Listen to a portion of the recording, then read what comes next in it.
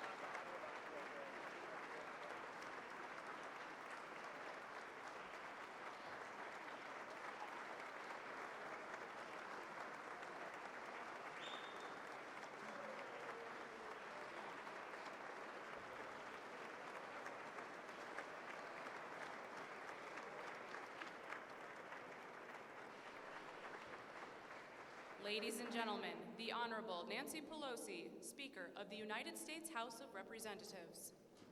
Good afternoon, everyone. Afternoon. As Speaker of the House, it is my official and personal honor to welcome friends of Speaker John Boehner to the U.S. Capitol on this historic day. The presence of members from both sides of the aisle, from both sides of the Capitol, is a testament to the respect that all have for John, Mr. Speaker. We are pleased to welcome two former speakers. We anticipate Speaker Gingrich, who is with us, and Speaker Ryan. Both of them are here.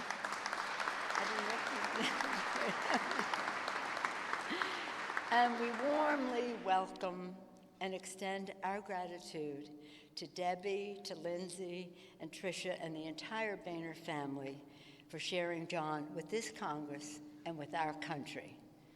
Now it is my privilege to invite Father Conroy to deliver the invocation. Father Conroy?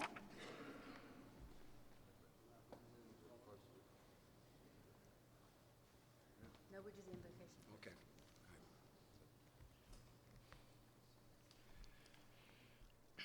I'm surrounded by quadraphonic speakers.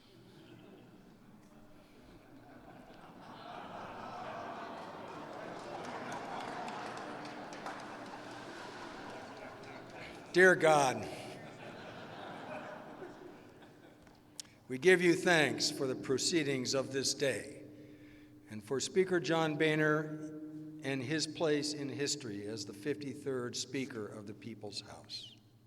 We thank you for his many years of faithful attention to the People's House as its Speaker.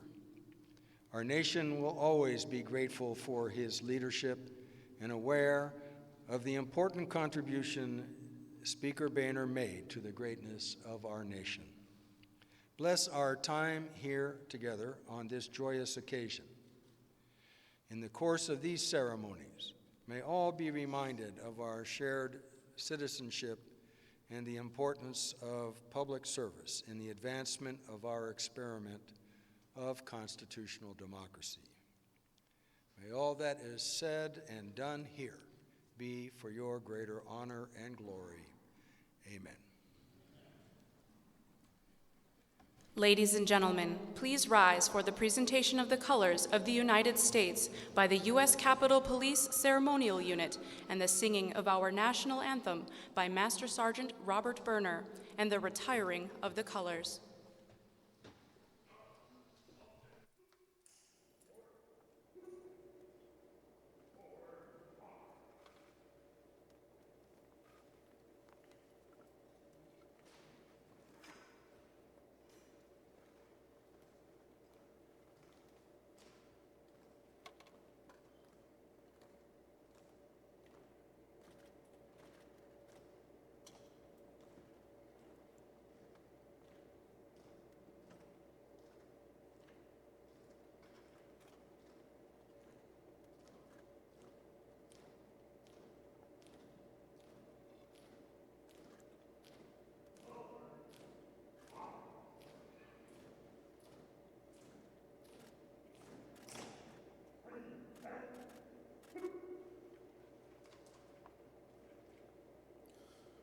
Oh, say, can you see by the dawn's early light what so proudly we hailed at the twilight's last gleaming, whose broad stripes and bright stars through the perilous fight o'er the ramparts we watched were so gallantly streaming, and the rockets' red glare, the bombs bursting in air, gave proof through the night that our flag was still there.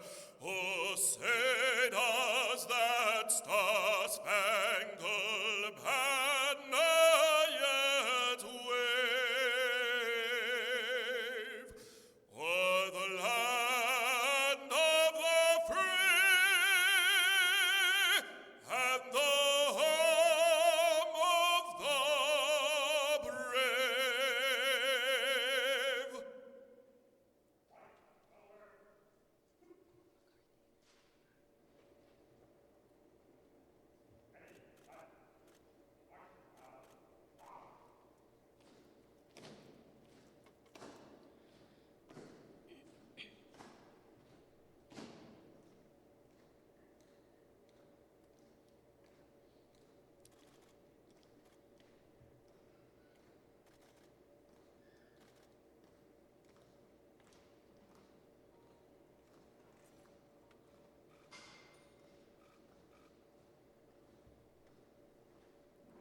Ladies and gentlemen, the Honorable Kevin McCarthy, Republican leader of the United States House of Representatives. Good afternoon. It's an honor to be here. With all the turmoil going in Washington, John Boehner brought us all back together. Before I begin, I want to say a special thanks to John's wife, Debbie, and to his children and grandchildren. I spent many hours with your father, and sometimes it was a smoke-filled room. But he always spoke of you.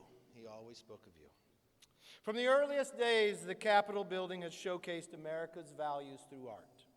Today, we add another painting to its treasured gallery, one that represents our values of hard work and gratitude. Few individuals embody these values more than John does. Think for a moment of the American dream. A young boy growing up with 11 siblings and sweeping the floors of his dad's bar. Nothing prepared him more for the job of being Speaker than John Boehner. In Congress, John served in several leadership roles and as committee chair. In modern history, he was among the best prepared in history to be elected to become Speaker.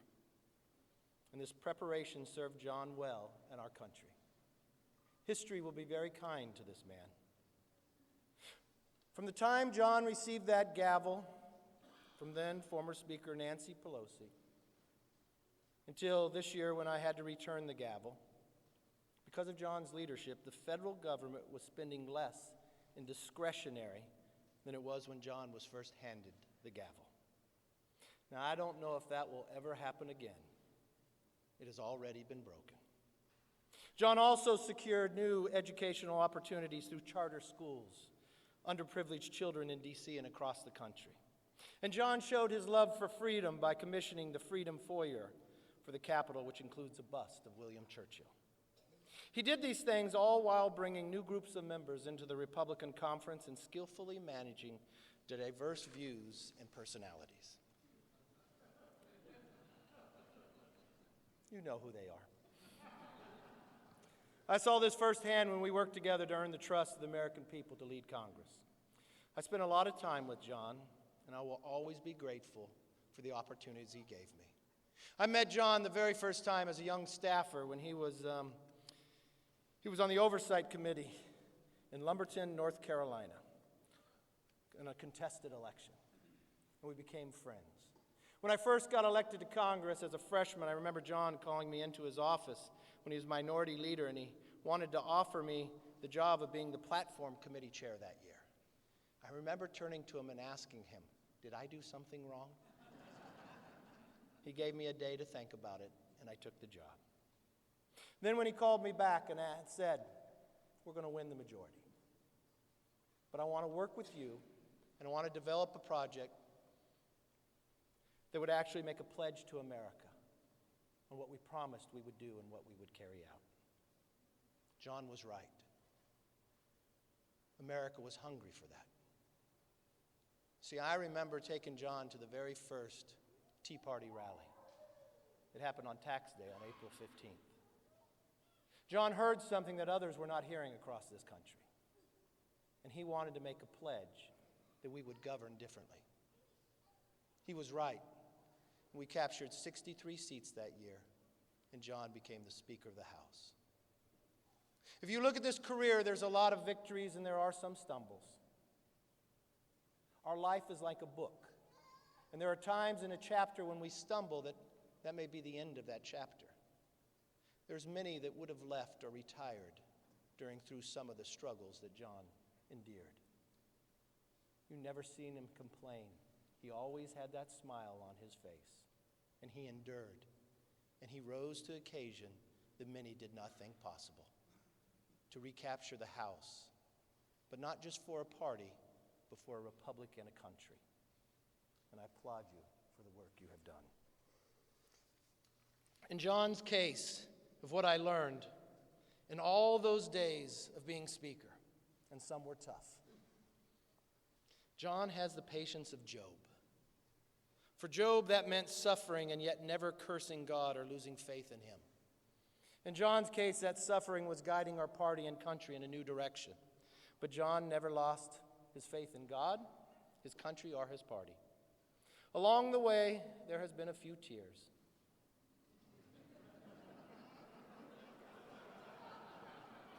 But I will tell you this. Whenever you saw the tears on his face, he was usually talking about children or freedom, because he cared deeply about their future and about ours. John put his heart and soul into preserving the American dream, particularly through education. He wanted everyone to have the opportunities that a good education creates. Now, we will add the portrait to the gallery of speakers. Many people will pass by it, but what will it tell us? Well, a portrait lasts a long time, but a legacy of change lasts far longer.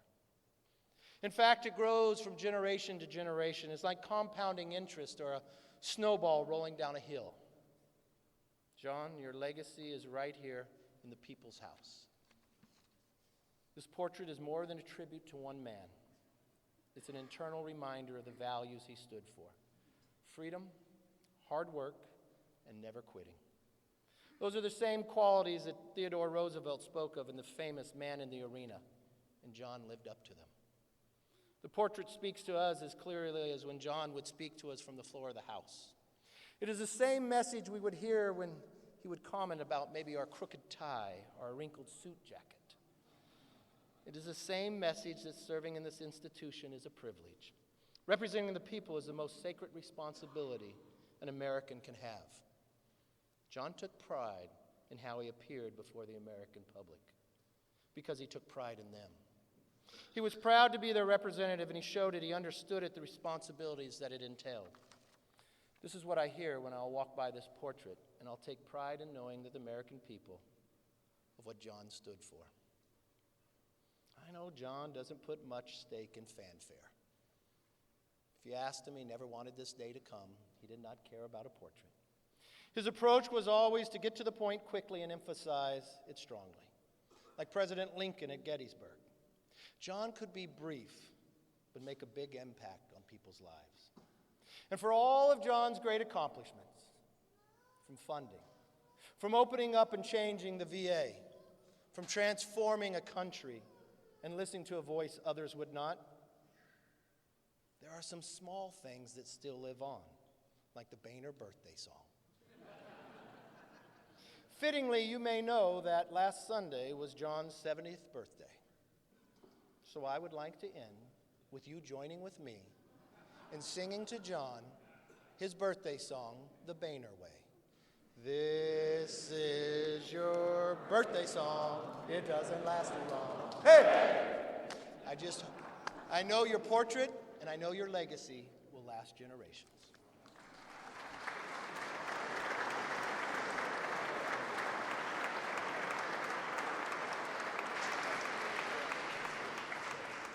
Ladies and gentlemen, the Honorable Charles E. Schumer, Democratic Leader of the United States Senate. Well, when you're chairman of the Rules Committee in the Senate, as I was in 2012, you have the responsibility of planning the presidential inauguration and all the associated festivities, including the congressional luncheon, an honor, but also a laborious task.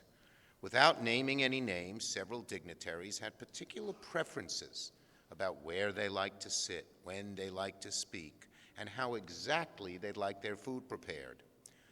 When I asked Speaker Boehner what he wanted for lunch, he replied, "I'm one of 12 children, doesn't even need to be warm."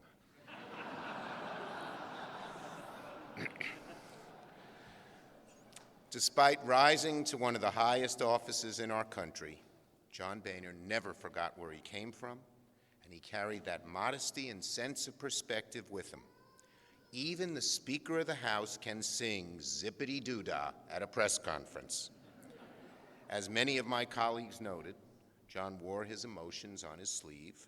He sometimes got overwhelmed, and not always at the times you'd expect. A Politico headline once wondered, "Why does John Boehner cry so much?" before listing a series of mysterious, misty-eyed moments for the Speaker. Listening to Irish music on St. Patrick's Day, during the rendition of America the Beautiful, after a tribute to golf legend Arnold Palmer. Now, I have some regret that John left the political scene when he did. If he had only endured a few more years, I never would have become crying Chuck Schumer.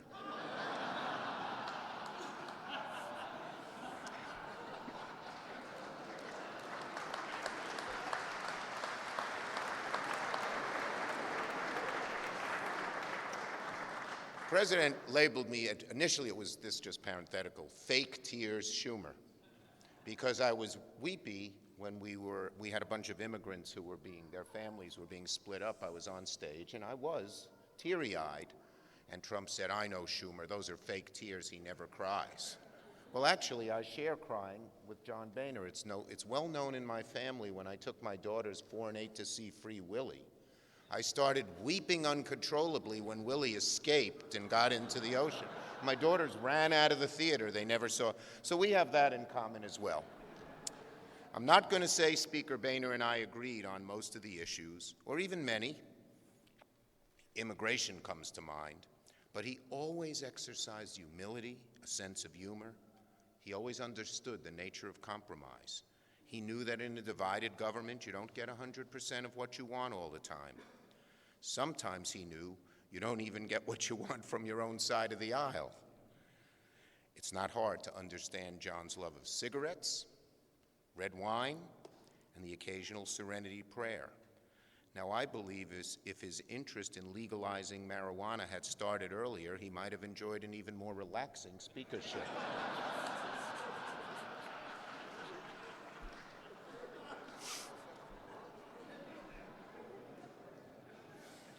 He's an easy subject, you know. In all seriousness, Speaker Boehner was always a good, a decent man. He worked to guide the House under the most difficult of circumstances. We thank him for his service, and we are glad to see that he is so enjoying the next chapter in his life.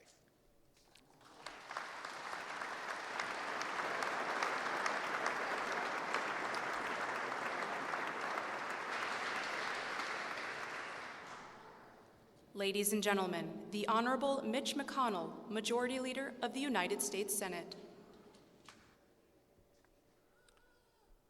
Well, it's great to be here today with all of you for this wonderful occasion. I've been hard-pressed to think what words of tribute could possibly be meaningful to a stone-cold stoic like John Boehner. In situations like this, you could imagine some honorees maybe getting a little emotional, maybe a little choked up, but not John. Not somebody so unemotional, so completely unflappable. You could set aside all of John's other accomplishments, and he'd still deserve to be remembered forever as the best deal maker and negotiator with the worst poker face in American political history. Yes, Speaker Boehner has always worn his heart right on his sleeve. I think it's actually one of the biggest reasons why he earned so much respect and affection throughout his career, even from those who strongly disagreed with him. We all remember John arrived back in 1991 as a hard-charging young conservative. He and 6 other freshmen decided to endear themselves to the old guard by immediately calling out the House banking scandal. And John kept right on shaking things up and speaking his mind for a quarter of a century. He fought for reforms, he helped shape and lead his conference, and he served the American people as Speaker of the House, steering the institution through a turbulent time with patriotism, principle, and graciousness. I'll never forget how John once explained the job of Speaker for the press. Here's what he said. I grew up in a bar, mopped floors, did dishes, tended bar. You had to learn to deal with every character that comes into place.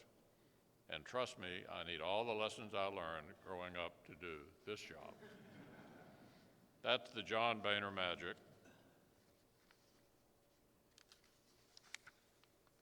With John, you have the red wine, the Trattoria, the smokes, the golf.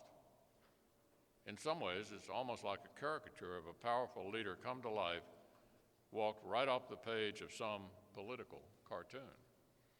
But you also have this remarkably forthright, good-hearted, and genuine person, one of the most down-to-earth individuals this town has ever seen. Many have observed that John embodies the American dream. As others have said, one of 12 kids living in a one-bedroom house and wiping down a bar in a factory town grows up to walk the corridors of power and actually gets his portrait hung right here in the U.S. Capitol. But that isn't the whole story. The story is not just that John climbed from a humble start to wield all this power. The real reason why John has lived the American dream is how he used that power, working every day to help other children write news stories of their own. John knew in his bones he was Speaker of the House for a reason. John knew he was Speaker because small factory towns don't fight for themselves, and inner city school children who need school choice don't fight for themselves. And the American idea doesn't fight for itself. All of them need champions, and in you, Mr. Speaker, they all had one. Congratulations on this historic honor.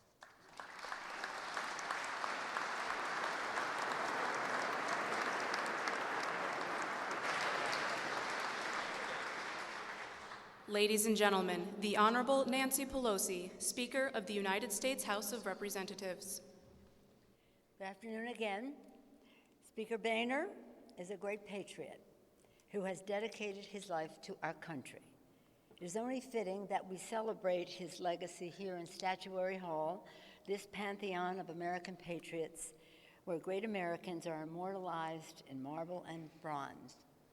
Now, John's portrait will join his predecessors in the Speaker's lobby as an inspiring, enduring monument to his contributions to our country. Now, I was just trying to think of occasions when I saw John crying, and then I was thinking of occasions when I didn't see John crying. But I think he was crying when he gave me the gavel as Speaker of the House.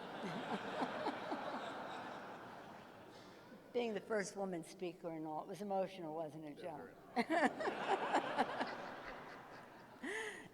In John's farewell speech on the House floor, he said, "The People's House is the great embodiment of the American dream."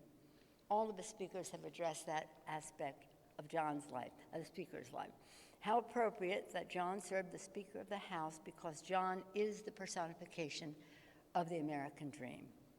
In his story, we're reminded of the promise of America, that a hard-working son of an Ohio barman can rise to be Speaker of the House. As Speaker, John was a formidable spokesperson for his party and for his cause. He sought common ground where he could, held his ground where he could not. He always stood the value of relationships and consensus building.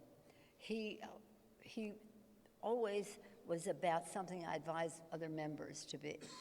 He was always a person of his word, and friendship never left his voice in all of our negotiations.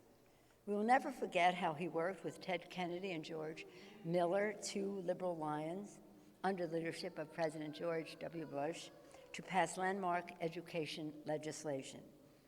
We all had our differences, but I respected his commitment to America and to this institution. We all remember how John made the visit of Pope Francis such a meaningful and beautiful experience for all of us, don't we, Alistair? And how wonderful today to see young Alistair here with Zachary, Alistair was just 6 weeks old when he was blessed by the Pope, His Holiness the Pope. That day, with absolute clarity, beauty, and moral urgency, Pope Francis called on us to be better stewards of God's creation and to be instruments of God's peace. John had that clarity, too, in everything he did. Thanks to John's leadership, the Holy Father's message of hope, peace, and dialogue will be a blessing and inspiration to our Congress and the country for many years to come.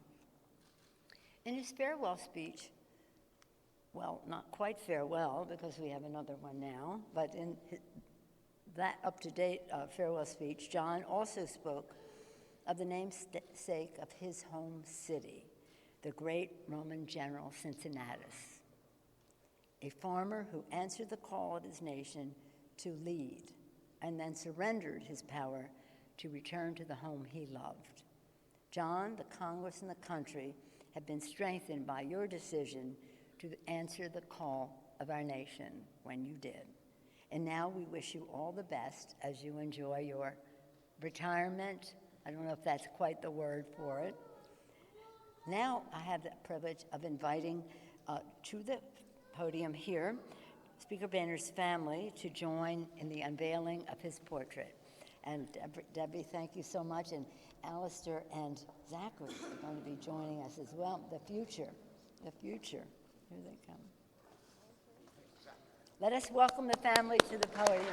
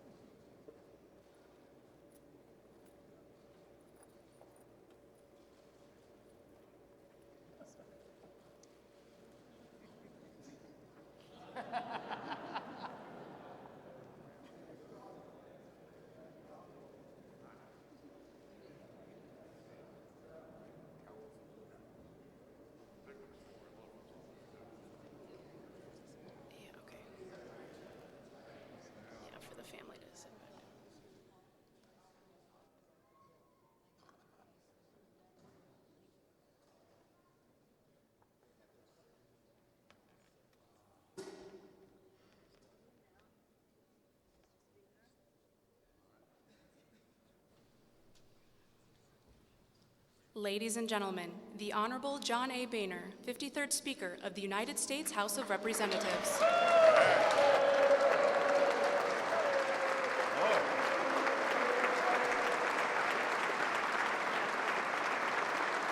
Thank you.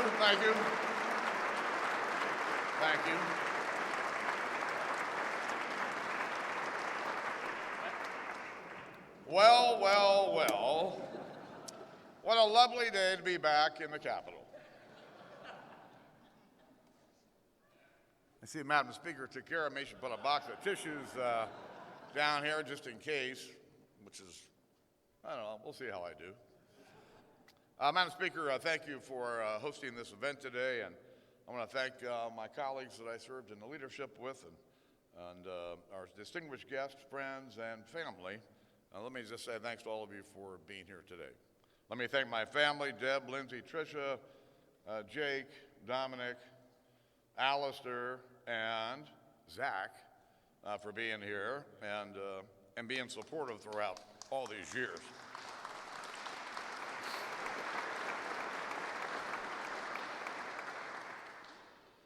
Let me thank R.D. and Joan Dale Hubbard for the generosity that made this portrait a reality. And they can't be here today, but I can't thank them enough. Let me also thank the artist, Ron Shear, who did a great job. Ron's work can be found in places like the National Portrait Gallery. He's done work for some of our nation's top officials, including some of our past presidents. Now, you may be aware that one of our past presidents, my friend, 43, George W. Bush, also painted a portrait of me. For the record, that is a different portrait than this one. And that one won't be hanging in the speaker's lobby, but does hang in our living room in our home in Ohio. And I think Debbie and I want to send our thanks to President Bush and Laura for their wonderful gift of friendship. Let me thank those who are not with us today, and people whom this journey would not have been possible without. My late former Chief of Staff, Paula Nowakowski, and her mother, Tio. My former and first Chief of Staff, Barry Jackson, and his father and late mother, Judy. Two great American families who sacrificed to support me and everything we were trying to achieve. And let me thank my friends and my former colleagues that I've served in this institution with. And whether you're a Republican or Democrat, whether you voted for me or for Speaker or somebody else, it was an honor to serve with you. Let me thank the people of Ohio's 8th Congressional District who sent me to the U.S. House as their representative for some 25 years. You know, I've had a few years now to reflect on my time and what it meant to me to work under this dome. It was the chance to learn from people that I admired, the late Henry Hyde, and a guy named John Dingell. It was a chance to form friendships with people on both sides of the aisle and in both chambers, and many of you are here.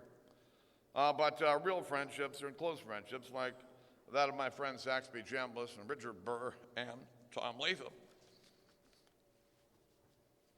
I remember the day that I was first sworn in as Speaker, and I was really doing well. I had my act together, I had my chin up, I was headed all together, and I was up on the rostrum, waiting for the applause to die down, and I looked to my left, and all of a sudden, who do I see?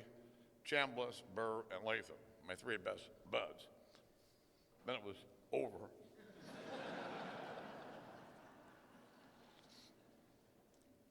It was a chance to change our federal government, first as the part of the Gang 7 that closed the House Bank, later with Speaker Gingrich and the contract with America, and later with the Pledge to America and our mantra, where are the jobs, that provided the governing agenda for my speakership.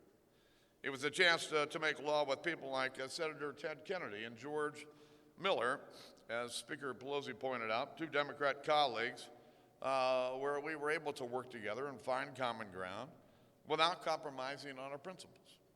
And I have to say, working with Senator Harry Reid for many years was an opportunity to, again, work across the aisle to get things done on behalf of the American people. And many of you on both sides of the aisle that I can mention, but I don't want to ruin your career while you're still in office. It was even a chance to honor some of my personal heroes, Jack Nicklaus, Arnold Palmer, and to welcome a Pope to this Capitol to address a joint meeting of Congress for the first time. But I never really wanted this to be about me. You know, the closer I got to the speakership, I became to realize this. I remember the weeks leading up to the 2010 election. Time magazine wanted me to sit and pose for a cover shot. Well, I was honored, but I declined. They had the editor call my staff and plead the case, and I declined again. And finally, they sent a photographer to chase me around Ohio on the weekend before the election in 2010. And finally, I grabbed a candid shot of me and put it on the cover. Frankly, turned out fine. I kind of feel sort of the same way about this portrait today. It's my image that will be on the wall, but it's my hope that when our fellow citizens see this portrait in the Speaker's lobby for decades to come, they'll think not about me, but about the things that we stood for during my time here in the Capitol. It doesn't cost anything to be nice. I'd like to think we were able to disagree without being disagreeable. And I'd like to think that we tried to do the right things for the right reasons. And I'd like to think that we served with our priorities in line, mindful of our children's future, especially when it comes to the challenge of our nation's debt. Now, sometimes we fall short on these things, but we always tried. And it's important that those serving in office keep trying. Now, I believe in an America in which anybody can be anything they want to be. My life's somewhat proof of that. And I hope that when my portrait hangs in the Capitol, it will not hang as a tribute to me, but to that particular quality of this great country. We call it the American dream. The American dream is alive. It's alive because so many have sacrificed to help keep it alive. And that's what I hope we honor today, and I know I do. So from the bottom of my heart, I want to thank each of you for being here today, for being who you are, and for being here to help me celebrate this great day. God bless you, God bless this great capital, and God bless the United States of America. Thank you.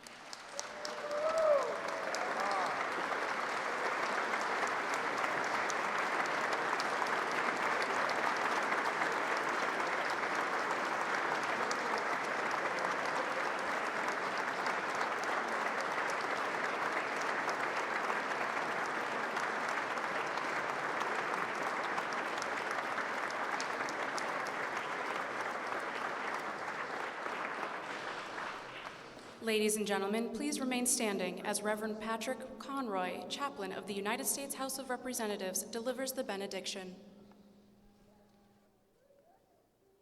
Let us pray.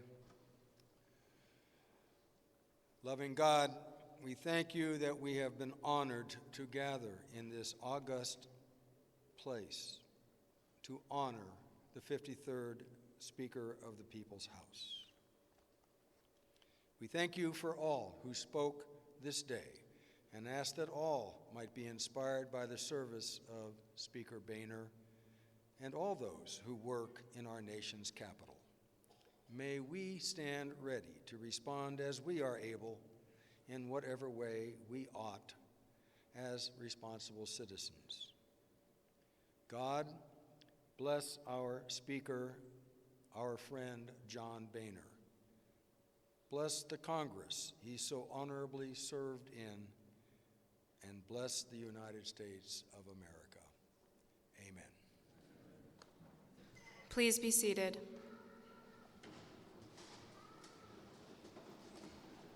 Ladies and gentlemen, please remain in your seats for the departure of the official party. On behalf of the Speaker, we welcome you to join us for the reception in the Rayburn Room, which will begin momentarily.